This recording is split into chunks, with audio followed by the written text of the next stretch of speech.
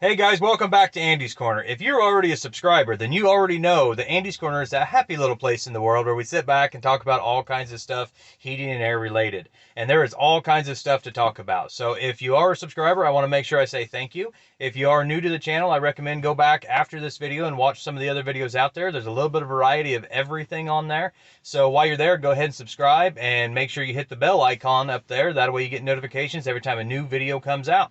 And also, I wanted to make sure I said, yes, this is a Frankenstein picture in the background back there. My daughter made that for me. So my van, if you ever get to see it, or if you follow me on Instagram, you've seen I've done some videos where I show all the pictures on the roof of my work truck. That's where most of my videos come from. So she does all kinds of artwork for me. So that, yes, that is a Frankenstein up there. So now you know.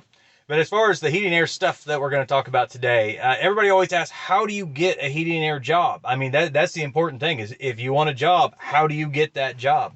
And, you know, there's a lot of different ways to do so. You know, as far as heating and air in our industry, there are so many jobs out there. There are not enough qualified, certified heating and air technicians out there to fill all the spots. Companies are starving to find qualified people to do the job. You know, man, women, child, whatever it is, they need the workers. And so everybody wants to know how to get the job, but everybody thinks, oh, well, you have to already have experience to get the job. You know, I don't have any experience. That's not true. You have experiences, and it's not that hard to get qualified and certified and all the stuff that you need to be able to do this job. You know, there's a lot of different ways to go about it.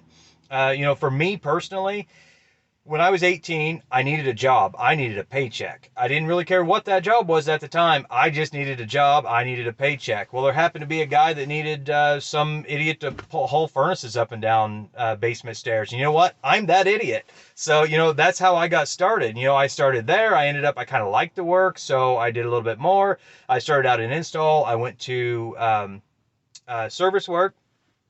Did some training on site with some people there, and then I was sent out to some schools in different places. And you know, I've done continual education ever since.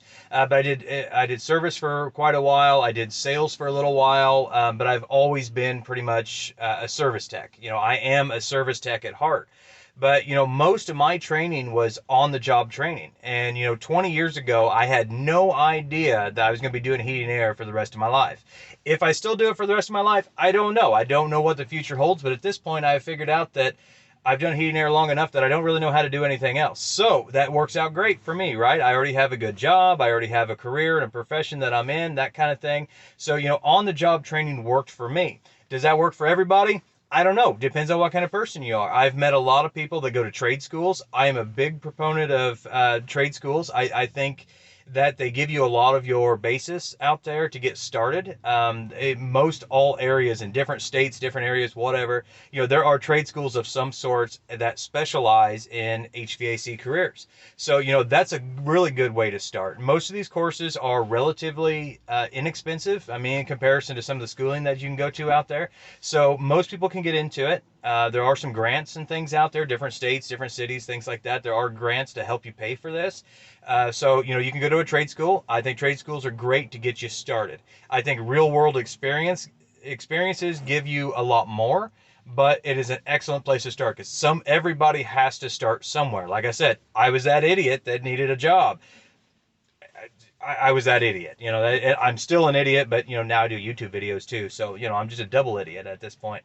So I'm sitting here talking to a camera, you know, I mean, come on. No, I'm talking to you guys, and actually I enjoy it a lot. The heating and air profession I enjoy a lot. It's just, you know, it works for me. So trade schools are great. It's a great place to start. On the job training works well. You know, if you want a heating and air job, go do your research in your area and find those contractors that are there, because most every town out there usually has more than one heating and air contractor.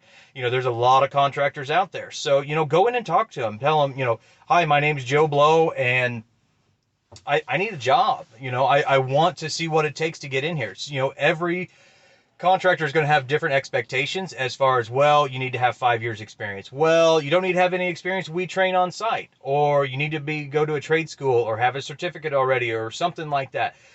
But if you're looking for on-the-job training, there's a lot of companies out there that will do on-the-job training, and so you don't have to have any pre-qualifications to get in.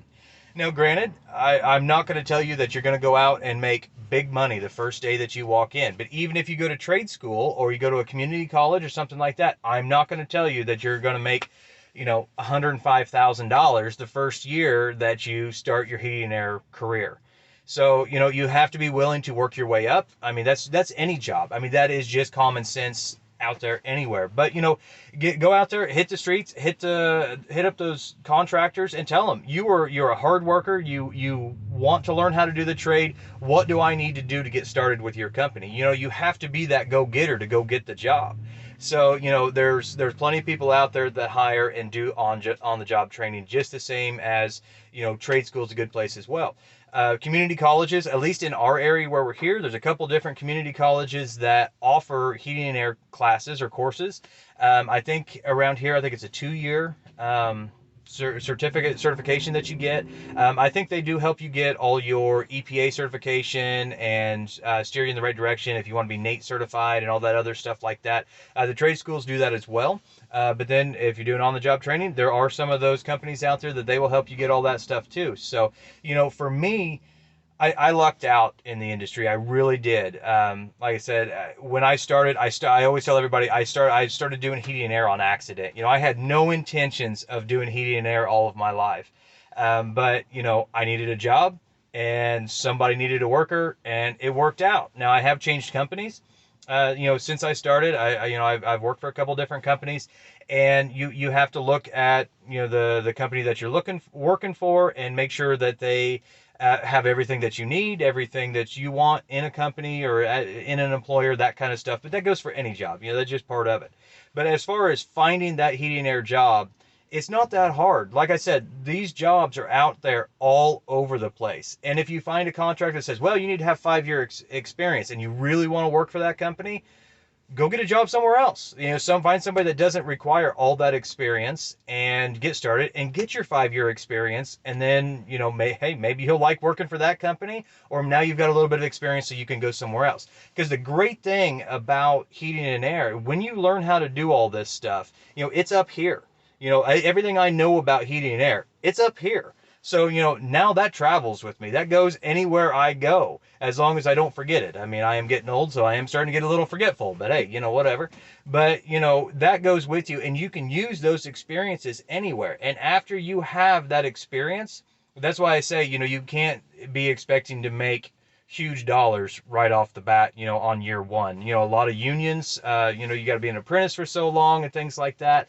I'm not getting into pro-union, anti-union, that kind of thing. That is up to you. That is wherever you want to be. But a lot of times you do have to start out somewhere. So you have to be willing to start somewhere, because after you get those years of experience, like I said, you can go anywhere. And then those jobs that say, well, we need, minimum 10 years experience. Well, you know what? All of a sudden, 10 years later, you have that. So, then you can walk into that job with confidence. You know what you're talking about. You've got the experience. You look good on paper. You look good in person. There you go. You just got the job that you've always wanted. So, there's a lot of different ways to get this job. It drives me crazy that I see all these people say, well, there's no jobs out there. I just can't find a job anywhere. You know what? Heating and air is always looking for people. And I don't care what your belief in any of it is, heating and air, that is a fact. The HVAC industry is always looking for somebody to do the job. So, just go out there. If that's what you want to do, go get it, go find it, take what you want. I mean, that is all it takes to find that job. And like I said, the heating and air industry is a good place to work. It is a good industry to be in. It's always going to be here. Everybody's going to need heat or air conditioning of some sorts. I mean, the industry is changing every day, but it's always going to be here. So, it is a good place to be. If financially it's great, mentally rewarding, whatever you want to look at, it's there. It is a round kind of job that gives you a little bit of everything. So, if heating and air is what you want to get into, it's out there. Go get it. You can do trade schools. you can do community colleges, you can do on-the-job training, you can do a little bit of all of it. Whatever it is, they're out there. You can find it. So you just have to be willing to do the work. So that's what I had to say about how do you get a heating and air job. But if you have any questions, comments, concerns, lewd remarks, whatever you like, leave them in the comment box below. I love seeing the comments. So anything at all, let me know. Otherwise, thank you and God bless.